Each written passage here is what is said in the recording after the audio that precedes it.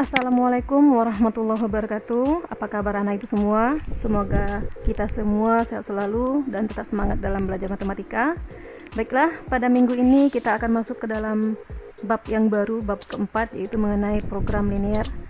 Jadi di sini kalian akan melihat bagaimana membuat model matematika dari suatu permasalahan dan bagaimana cara menentukan daerah himpunan penyelesaiannya.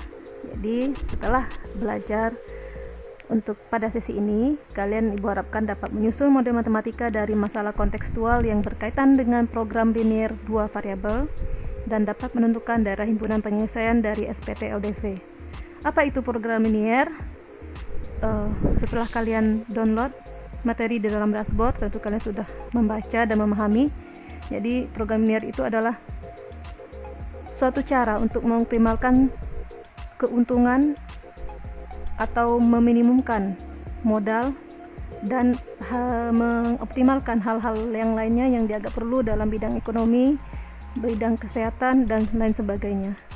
Jadi di sini di dalam bahan ajar ada contoh soal yang sudah kita perlihatkan, dan untuk pengerjaannya kita menggunakan sebuah tabel, dan di situ ada sekitar 8 buah tabel yang 8 buah langkah untuk pengisian tabel tersebut.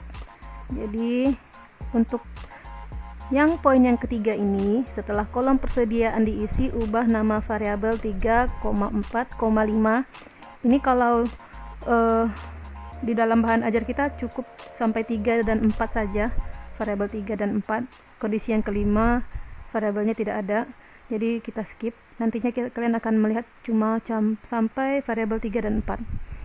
Jadi inilah 8 langkah yang harus kita ikuti untuk melakukan pembuatan model matematika dari sebuah masalah kontekstual. Oke, yang perlu kalian perhatikan di sini adalah yang nomor 7. Jadi pemakaian tanda kurang sama dengan ataupun lebih sama dengan itu ada dalam beberapa kondisi. Kita memakai kurang sama dengan jika dalam soal tersirat kata paling banyak, hanya, dan lain sebagainya. Dan kita menggunakan tanda lebih sama dengan jika persediaan dalam soal verbal tersebut tersirat kata paling sedikit. Jadi kita akan mencoba membuat sebuah model dalam contoh soal yang sudah diberikan. Inilah soal yang ada di dalam bahan ajar kalian. Pertanyaannya adalah bagaimana cara membuat fungsi kendala dan fungsi sasaran dari permasalahan tersebut. Apa itu fungsi kendala dan apa itu fungsi sasaran? Sudah ada kita jelaskan di dalam bahan ajar. Yang akan kita bahas lebih dalam pada sesi ini adalah mengenai fungsi kendala. Untuk fungsi sasaran itu hubungannya ke kegiatan mencari hasil yang optimal. Jadi kita cukup sampai membentuk fungsi sasaran dan tidak terlalu banyak bekerja dengan fungsi ini. Jadi cukup kalian ketahui saja dalam sebuah permasalahan kontekstual matematika. Jadi dapat kita ubah permasalahan tersebut dalam model matematika yang terdiri dari fungsi kendala dan fungsi sasaran. Dan kita akan menggambarkan fungsi kendala ini ke dalam sebuah koordinat kartesius yang mana di situ ditunjukkan daerah himpunan penyelesaiannya berupa arsiran. Jadi di dalam persoalan diketahui bahwa produsen roti ini memproduksi dua jenis roti, yaitu roti A dan roti B, dan masing-masing roti, sebut saja roti A, itu membutuhkan sekian banyaknya tepung dan sekian banyaknya mentega. Begitu juga dengan roti B. Dan diketahui bahwa bahan yang tersedia itu adalah 26,25 kg tepung dan 16,25 kg mentega.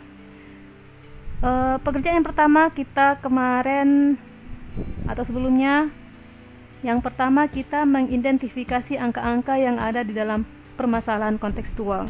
Jadi setelah kita lihat ternyata ada beberapa buah angka di sini, ada satuannya gram dan kilogram, 16,25 kg mentega, dan ada angka Rp2.000 maupun Rp3.000. Kalau kita bersihkan kurang lebih seperti inilah tampilan angka yang ada di dalam soal tersebut. Dan kita harus lihat di sini, ini adalah angka yang mana satuannya berupa berat benda yang dinyatakan dalam satuannya gram dan kilogram. Kita harus ingat kalau dalam matematika, kalau kita ingin menghitung suatu nilai, kita harus yakinkan satuannya sama. Sedangkan ini di sini ada kilogram, yang lainnya dalam gram. Jadi terlebih dahulu kita harus menyamakan satuannya. Jadi kita mengubah satuan kilogram ini menjadi satuan yang lebih kecil, yaitu gram. Seperti kalian ketahui, dari kilogram menjadi gram tentu kita harus mengali dengan 1000. Jadi 26,25 gram dikali dengan 1000, hasilnya adalah 26.250. Begitu juga yang 16,25 kg kita akan ubah menjadi gram. Jadi kalau dikali 1000, inilah hasilnya. Jadi kita akan menggunakan angka ini dalam satuan gram, sehingga terlihat dengan jelas bahwa semua angka sudah mempunyai satuan gram untuk yang satuan yang berat. Kecuali yang ini ya, kalau ini rupiah, berarti ini adalah sebuah nilai mata uang rupiah. Setelah kita yakinkan semua angka itu mempunyai satuan yang sama, kalau kita lihat dan baca soal tersebut, maka ibu akan kelompokkan. Yang bertulisan warna merah ini adalah banyaknya apa? Setelah kalian baca, yaitu banyaknya tepung. Iya, betul sekali ya. Jadi yang berwarna merah ini adalah banyaknya tepung. Ada yang 150 gram, ada 75 gram tepung, dan persediaannya adalah 26.250 gram tepung. Jadi yang berwarna merah ini adalah perwakilan untuk tepung terigu. Kemudian kita lihat kalau yang berwarna biru itu adalah untuk mentega. Ada 50 gram, ada 16.250 gram yang merupakan persediaannya. Sedangkan yang berwarna kuning itu adalah angka nilai rupiah. Dan ini tidak akan kita masukkan ke dalam tabel. Kenapa? Karena kalau kita lihat, inilah penentu untuk memaksimalkan keuntungan. Jadi dia masing-masing, ini adalah keuntungan untuk roti A dan ini situasi untuk roti B. Jadi ini kita tidak akan masukkan ke dalam tabel ya. Baiklah, setelah kita lihat dari angka yang merupakan berat, yang satuannya gram ini, dua angka inilah yang merupakan angka yang maksimal. Yang paling besar nilainya adalah dua angka ini, yaitu 26.250 gram dan 16.250 gram. Sedangkan yang lainnya lebih kecil.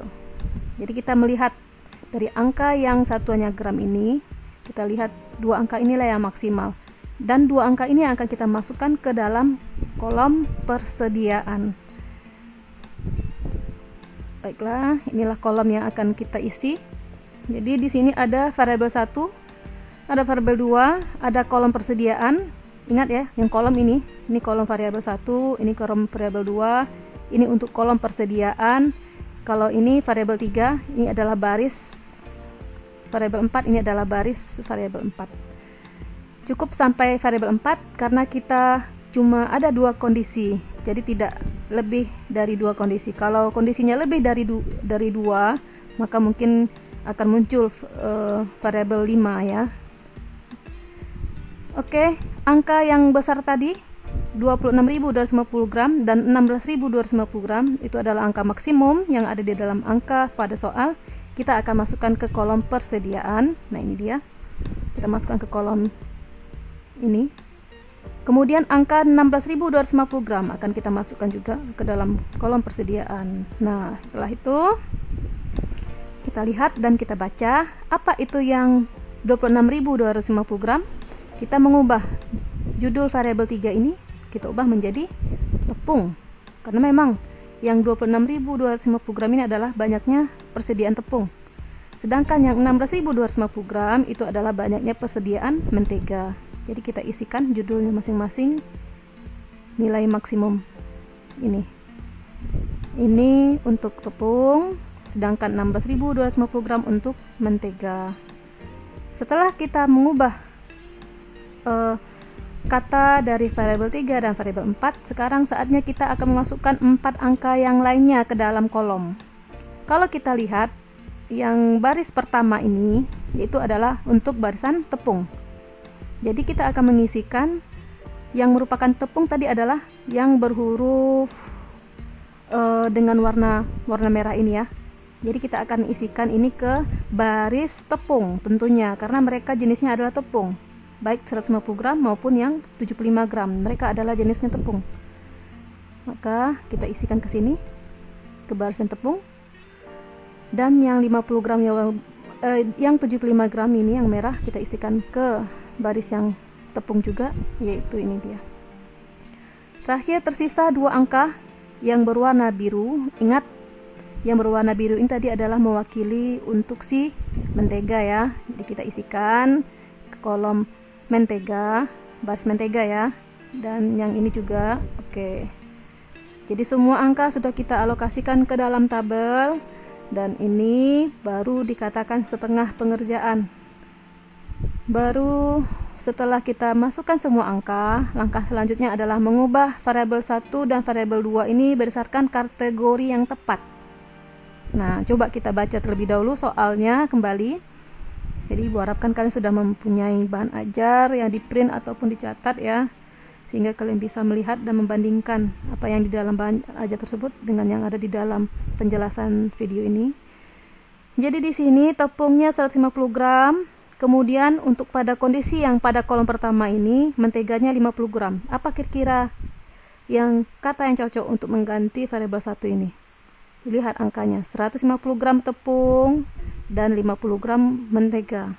Jadi tentu cocoknya kita ganti menjadi roti A, karena ini adalah kondisi untuk roti A. Kenapa? Roti A itu dikatakan di dalam soal bahwa dia membutuhkan sebanyak 150 gram tepung dan 50 gram mentega. Silahkan kalian cek ulang kembali kalimatnya ya. Roti A membutuhkan 150 gram tepung dan sebanyak 50 gram mentega. Nah, jadi kita akan membuat di sini variabel 1 itu diubah menjadi kalimat roti A. Jadi ini adalah sebagai X roti A nya.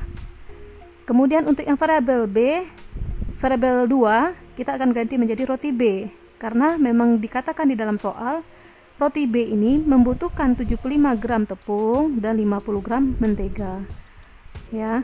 Jadi ibu harapkan kalian memang betul-betul berhati-hati dalam pengisian angka ini, bermula dari angka yang maksimalnya diisikan, kemudian diisi menurut ke jadwal masing-masing, baru kemudian kita mengganti variabel 1 dan 2. Jadi variabel 2 tadi itu adalah sebagai variabel Y. Jadi apa makna dari tabel ini? Artinya adalah, dapat kita baca, roti A itu membutuhkan 150 gram tepung terigu dan 50 gram mentega. Roti B membutuhkan 75 gram tepung dan 50 gram mentega. Sedangkan untuk membaca baris ini artinya adalah persediaan tepung hanya 26.250 gram, sedangkan dia akan dipakai untuk 150 gram untuk setiap roti A dan 75 gram untuk setiap roti B. Artinya kita akan memaksimalkan pemakaian tepung ini untuk A sebanyak 150 gram dan roti B sebanyak 75 gram. Dan pada kondisi ini kita akan memaksimalkan penggunaan persediaan yang ada, sehingga tidak banyak bahan yang terbuang dan mendapatkan keuntungan yang semaksimal mungkin ya. Itulah tujuan dari program linear. Tadi masih ada angka yang Rp1 ini, yaitu Rp2.000 dan Rp3.000. Kemana angka ini akan kita masukkan? Tentu ya, yang Rp2.000 tadi itu adalah untuk si roti A. Jadi kalau kalian pahami kembali bahasa di dalam soal, Rp2.000 itu adalah untuk kondisi roti A, sedangkan yang Rp3.000 itu adalah kondisi untuk roti B. Dan ingat, kedua angka ini akan kita gunakan dalam fungsi objektif atau fungsi sasaran. Nah, kita buat dalam bentuk seperti ini. Lambangnya biasanya fungsi sasaran atau fungsi objektif ini dalam bentuk F buka kurung X, Y dengan 2000X. Kenapa 2000X? Karena dia dalam kondisi roti A ya, berarti 2000X ditambah dengan 3000Y. Jadi 2000 sebanyaknya roti A, jadi 2000 dikali sebanyak roti A, dan ditambah dengan 3000 sebanyak roti Y. Inilah yang disebut dengan fungsi objektif atau fungsi sasaran. Jadi dalam model matematika itu akan kita bentuk dua fungsi. Yang pertama fungsi sasaran atau fungsi objektif, baru yang kedua fungsi berikutnya yaitu fungsi kendala yang akan kita lihat cara pembuatannya berikut. Dari tabel ini kita baca untuk 150 gram A dan 75 gram roti B itu persediaannya cuma 26.250 gram. Jadi dalam baris pertama yaitu baris tepung dapat kita ambil menjadi pertidaksamaan yang pertama, sehingga kita buat menjadi seperti ini, 150X ditambah 75Y. Nah, bagaimana terhadap 26.250 gram? Tanda ketaksamaan mana yang harus kita masukkan? Apakah kurang sama dengan, lebih sama dengan? Tentu lebih tepatnya adalah kurang sama dengan, karena dia tidak boleh lebih dari 26.250 gram pemakaian tepung, karena cuma tersedia 26.250 gram, tidak boleh lebih. Berarti boleh sama, boleh kurang. Jadi kita gunakan ketaksamaan kurang sama dengan pada kondisi ini. Jadi kenapa kurang sama dengan? Karena kalau bisa dia sama dengan 26.250 gram, artinya kalau sama berarti semua tepung terpakai untuk pembuatan roti. Tapi kalau kurang pun tidak apa-apa, karena itu boleh terjadi. Yang tidak boleh terjadi adalah lebih dari 26.250 gram, karena kalau seperti itu terjadi, kalau lebih dari itu yang akan kita gunakan, itu namanya tidak sesuai dengan perencanaan dan tidak bisa kita sebut sebagai membuat keuntungan dengan kondisi yang ada. Jadi kita harus membuat dengan tepat atau boleh kurang. Kemudian untuk baris yang kedua, ya untuk baris mentega, kalau kita ubah, sebelumnya kita akan sederhanakan pertidaksamaan ini sebelum masuk ke baris mentega. Jadi kita akan lihat di sini angkanya 150X, di sini 75Y, dan ini adalah angka yang cukup besar kalau kita gunakan dalam perhitungan nantinya.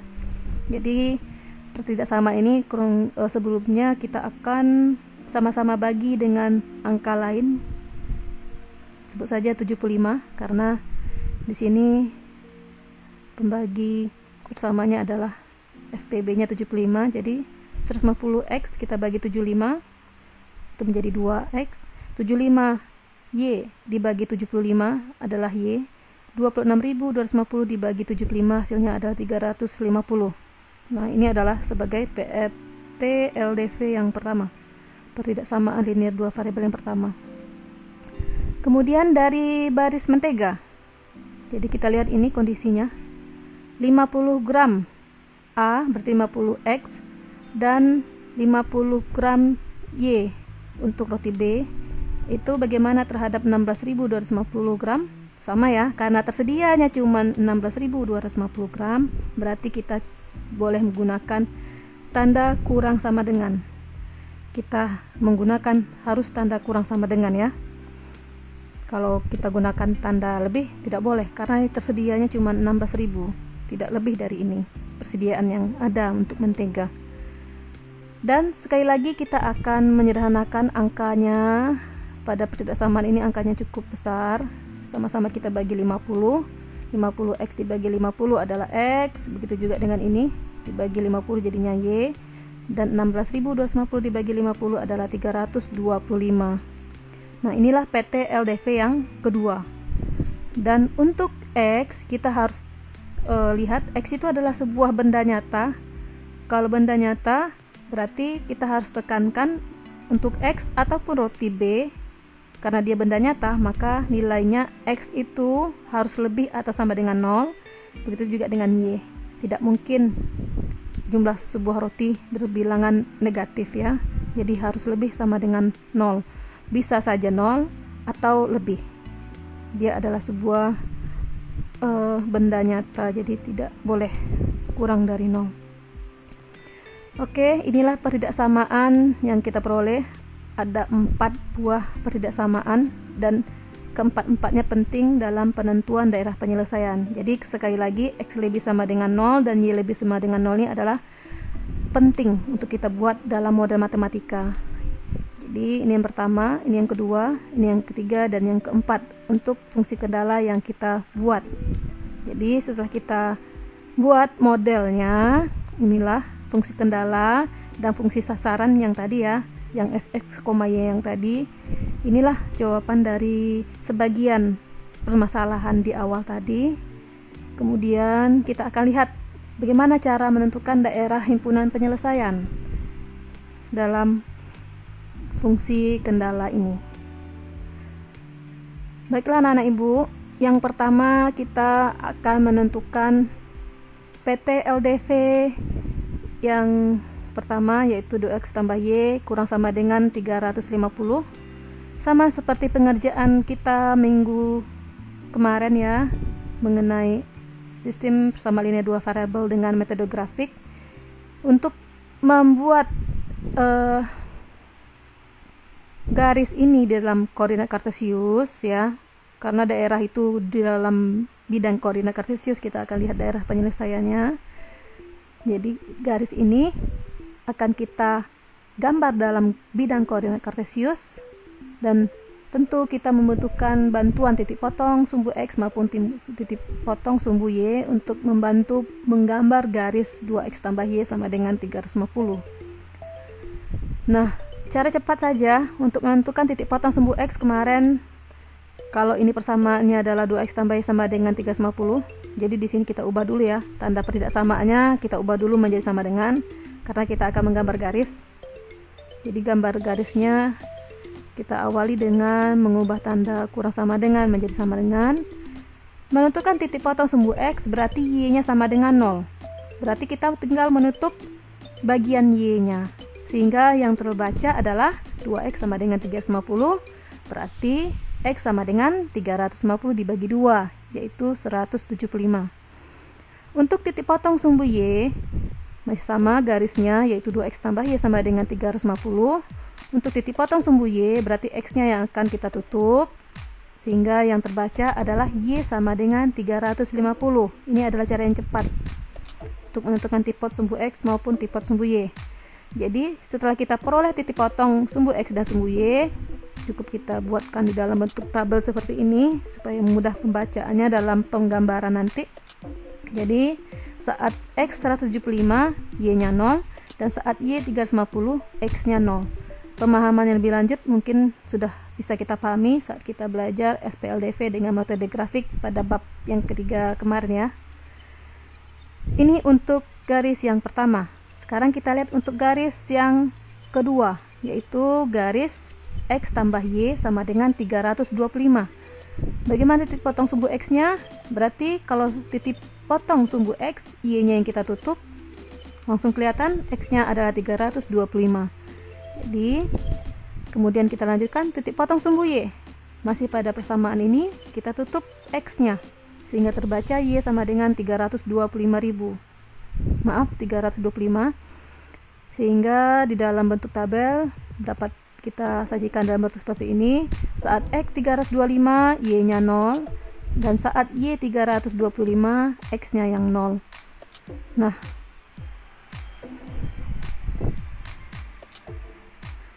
sebelum kita menggambar, kita akan lihat koordinat kartesius ya.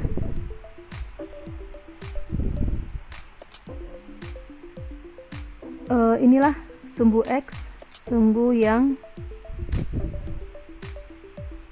horizontal, sedangkan yang vertikal ini adalah sumbu Y.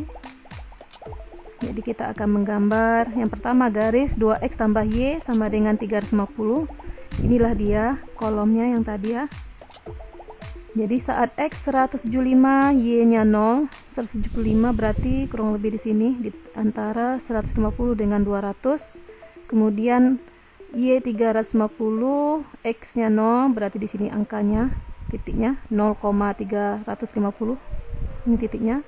kita akan hubungkan kedua titik dengan sebuah garis lurus. Nah, inilah garis 2x tambah y sama dengan 350. Kemudian kita akan melihat daerah penyelesaian dari pertidaksamaan ini, apakah daerah yang berada di kanan garis atau berada di sebelah kiri garis.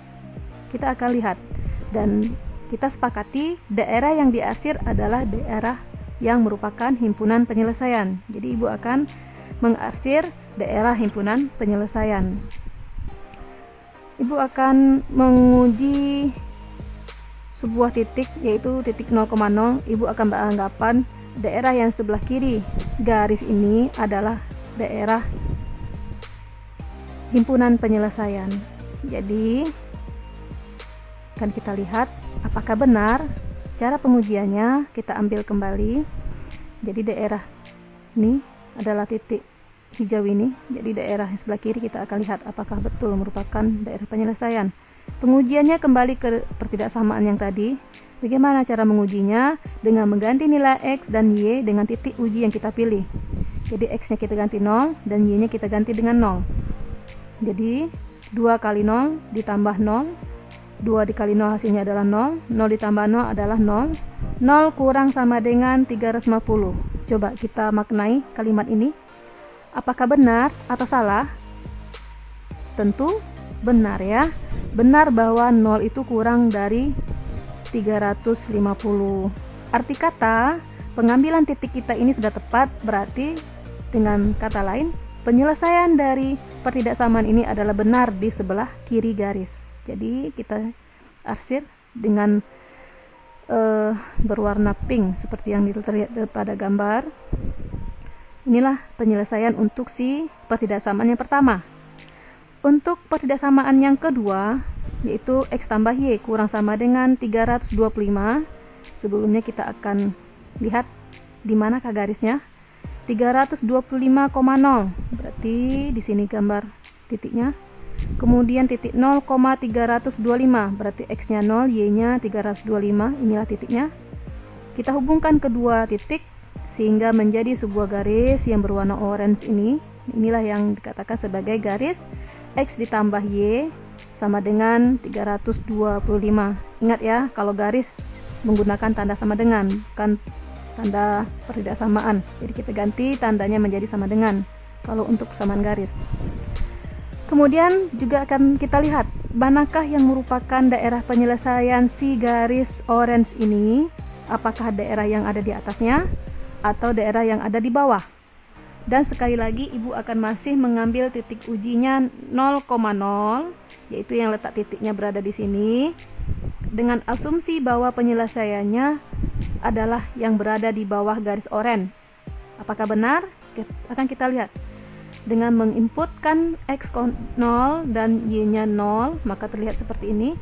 0 ditambah 0 adalah 0. Coba dimaknai, apakah benar 0 itu kurang atau sama dengan 325? Apakah benar 0 itu kurang dari 325?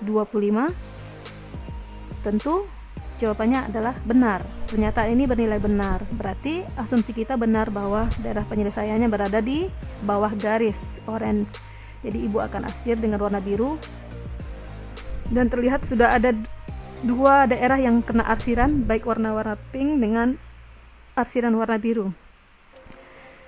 Yang pertidaksamaan yang ketiga, kita lihat x lebih sama dengan 0. Nah, untuk x lebih sama dengan 0, garis x sama dengan 0 ini berarti x itu adalah ini sumbu yang horizontal, dan kita tahu inilah angka-angka pada sumbu x, dan 0 itu berada di sini.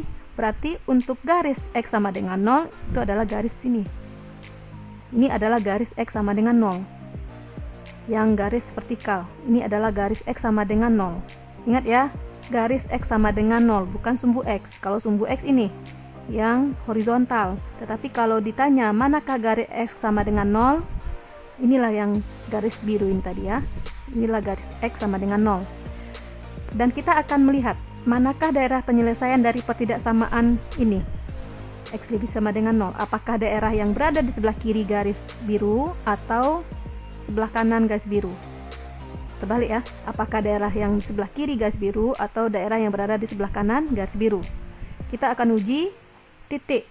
Jadi uji titik ini tidak harus 0,0, bisa saja titik sembarang yang kalian ambil. Jadi di sini ibu ambil titik 50,0 yang kalau kita lihat di sinilah titiknya, yaitu titik yang berada di kanan garis biru ini. Jadi inilah titik 50,0. Kita akan uji benarkah berada di kanan penyelesaiannya atau tidak. Bagaimana cara mengujinya?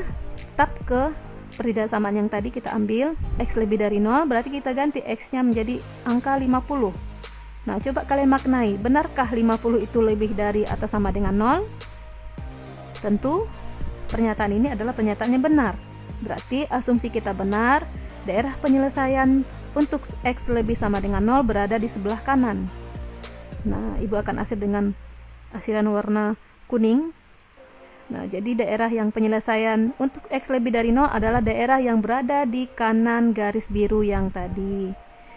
Ya, itu PT LDV untuk yang ketiga. PT LDV yang keempat. Sebelum kita lanjut yang keempat, sudah kalian lihat ya, ada 3 daerah yang sudah diarsir oleh warna pink, warna biru, dan warna kuning. Nah, inilah daerah yang sudah diarsir oleh 3 warna. Kita lanjut ke Y lebih sama dengan 0. Di sini ibu akan uji titiknya 0,100. Sebelumnya, untuk garis Y lebih sama dengan 0, yang manakah dia itu? Yang Y lebih sama dengan 0. Untuk sumbu Y, kita tahu bahwa ini adalah sumbu Y. Angkanya adalah angka yang ada di sini. Dan Y0 itu sama dengan 0, ini dia. Jadi untuk garis Y sama dengan 0 adalah garis yang biru ini. Ini adalah garis Y sama dengan 0. Ingat ya, ini adalah garis Y sama dengan 0, bukan sumbu Y. Kalau sumbu Y yang ini. Tetapi kalau ditanya mana garis Y sama dengan 0, inilah dia garis biru yang ini ya.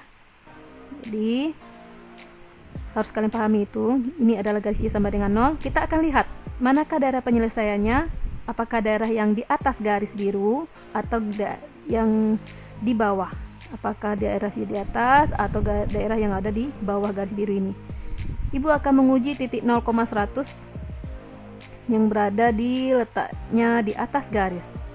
Asumsi kita mengatakan apakah benar daerahnya di atas ini yang merupakan penyelesaian. Kita akan lihat. Kita uji dengan mensubstitusikan X-nya 0, Y-nya 100, berarti kita ganti Y-nya dengan angka 100. Nah, coba dimaknai, apakah benar 100 lebih sama dengan 0 itu bernilai benar? Ya, tentu ini adalah pernyataan yang benar. 100 itu memang lebih dari 0. Jadi, asumsi kita benar, yang berarti daerah penyelesaian dari Y lebih sama dengan 0 adalah daerah yang di atas garis sumbu atau garis Y sama dengan 0 ini ya. Jadi ibu arsir dengan warna hijau. Nah, coba kalian perhatikan, sudah 4 PT LDV yang kita gambarkan di sini arsirannya, dan tadi kita sudah sepakati daerah yang diarsir adalah daerah yang merupakan himpunan penyelesaian. Dan mana yang merupakan daerah himpunan penyelesaian atau DHP dari 4 PT LDV yang sudah kita buat tadi? Yaitu daerah yang sudah 4 kali diarsir oleh warna yang berbeda, yaitu warna pink, biru, kuning, dan hijau. Yang mana kira-kira?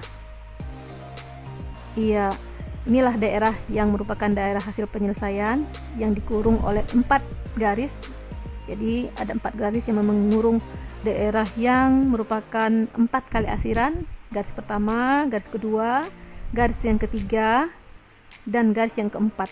Nah, kurang lebih seperti ini, segi 4 yang merupakan daerah hasil penyelesaian. Inilah yang disebut dengan daerah himpunan penyelesaian yang diminta oleh masalah kontekstual yang tadi ya. Kalau kita arsir kurang lebih seperti ini dengan arsiran yang berwarna merah ini. Inilah daerah himpunan penyelesaian. Kurang sepertinya dia berbentuk sebuah segitiga, tapi tidak ya, dia adalah sebuah segi 4. Mana segi 4? Yang kalau kita lihat ini adalah garis yang pertama tadi, 1, 2, dan ini adalah garis yang lain lagi. Kalau ini adalah garis biru, ini sudah garis yang X tambah Y sama dengan 325. Ini adalah garis yang berwarna orange tadi. Jadi ini udah berbeda ya, ini bukan lagi warna biru garisnya, ini adalah garis yang berwarna orange. Jadi ini adalah garis yang berbeda. Inilah daerah himpunan penyelesaian dari 4 buah PT LDV yang sudah kita bentuk, yang mana daerah ini mempunyai 4 buah titik. Nah, ini yang pertama, ini yang kedua, dan ini yang ketiga, dan ini titik yang keempat, yang merupakan nanti kita gunakan saat menghitung maksimum atau minimum sebuah fungsi sasaran. Baiklah anak ibu harap kalian dapat memahami penjelasan dari video yang kurang lebih dapat membantu kalian dalam pemahaman materi yang di dalam dashboard. Dan sekali lagi ibu ingatkan, baca yang materi dalam dashboard baru bisa kalian tonton penjelasan video ini.